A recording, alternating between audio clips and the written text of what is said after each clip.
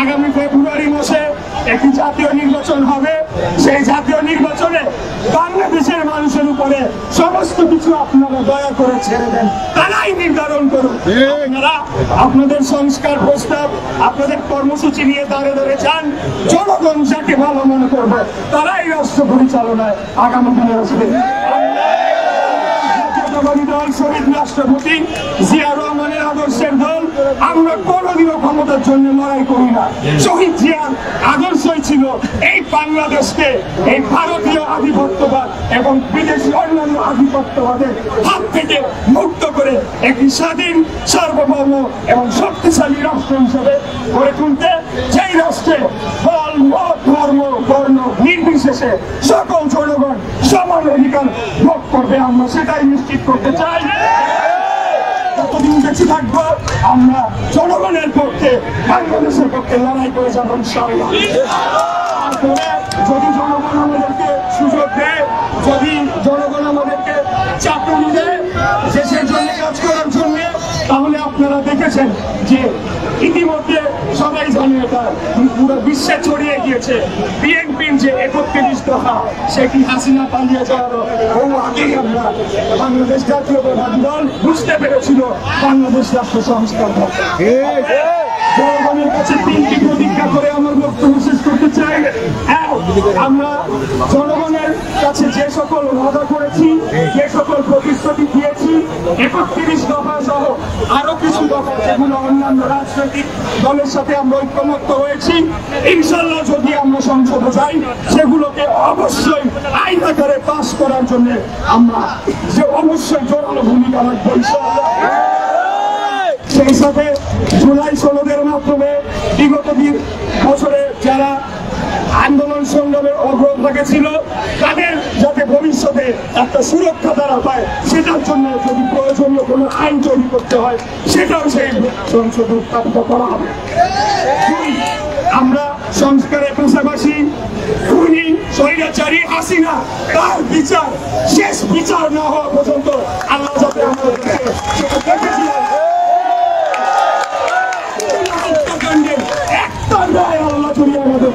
আমাকে দেখে যেতে দেন। আমি বলবো আমার জীবন সার্থক, চাই তার সর্বোচ্চ শাস্তি হোক। ওনাকে, এই হাসিনাকে অনেক সুযোগ দেওয়া হয়েছে, কিন্তু এই বিকৃত খুনি হাসিনা রক্ত ছাড়া কিছু বুঝে না, রাসের রাজনীতি ছাড়া তারা কোনো কিছু বুঝে না।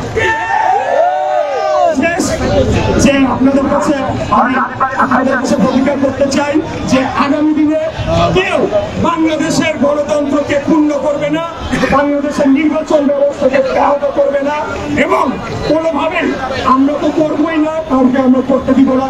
আমরা ক্ষমতার জন্য লড়াই করছি না, আমরা সেইটা আপনাদেরকে আশ্বস্ত করতে চাই। আমরা কোনো অপরাধীদেরকে আমরা প্রশ্রয় দেব না। সকল চাঁদাবাজ এবং বিতর্কিত ব্যক্তি যারা রয়েছেন আগামী দিনে তাদেরকে দল থেকে বের করে দেওয়ার সিদ্ধান্ত নিব। আমি মনে করি একমাত্র রাজনীতি করে টিকে থাকার উপায় হলো ভালো কাজ করে জনগণের সেবা করে যাওয়া। এই বলে আমার বক্তব্য শেষ করে আপনাদের কাছে বলছে, আপনারা সকলেই ভোট কেন্দ্রে যাবেন, যাকে আপনাদের ভালো মনে হয় তাকে আপনারা ভোট দেবেন, এবং আপনাদের যে ক্ষমতা আপনাদের মালিক সেটি প্রয়োগ করে বাংলাদেশের জনগণের সরকার প্রতিষ্ঠা করবেন। খোদাফেজ। বাংলাদেশ জিন্দাবাদ। বাংলাদেশ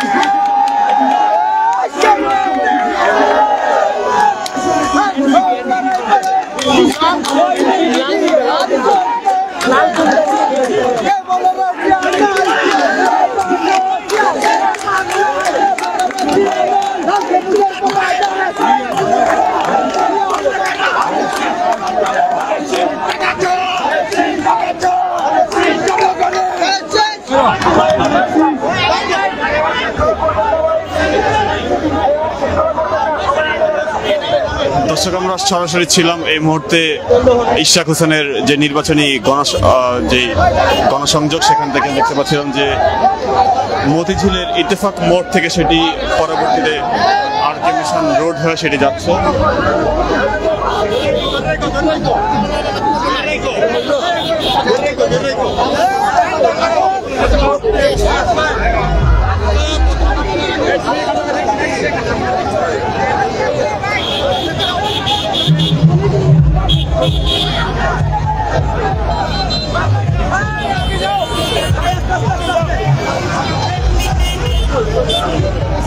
আমরা দেখতে পাচ্ছি ইশরাক হোসেন, তিনি তার যে ধানের শীষ মার্কা নিয়ে তিনি কিন্তু যে গণসংযোগটি ইতিমধ্যে শুরু করেছেন, এটাকে তিনি বক্তৃতা প্রদান করেন এবং সেই বক্তৃতার মাধ্যমে তিনি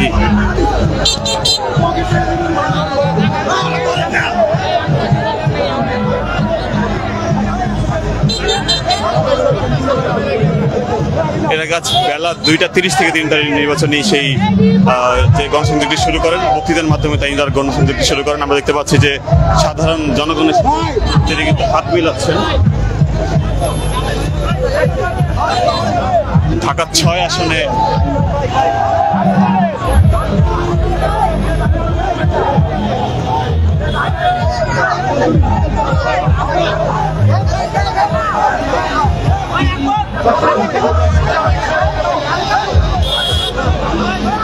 দর্শক, আমরা সরাসরি দেখানোর চেষ্টা করছিলাম, আমরা আবারও যুক্ত হবো আপনার সাথে, দেখানোর চেষ্টা করছিলাম সার্বিক চিত্র এই মুহূর্তে। ঠিক ঢাকা 6 আসনের নির্বাচনী গণসংযোগে ইশরাক হোসেনের যে তার যে ধানের শীষ প্রতীক নিয়ে তিনি যে সাধারণ জনগণের সাথে তিনি হাত মিলাচ্ছেন এবং ভোট চাচ্ছেন।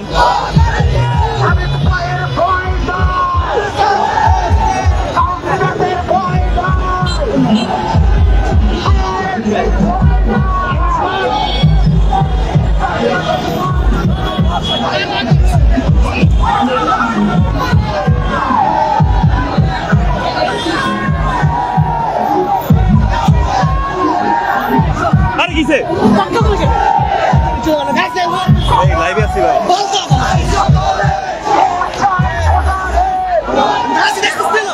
লাইভে লাইভে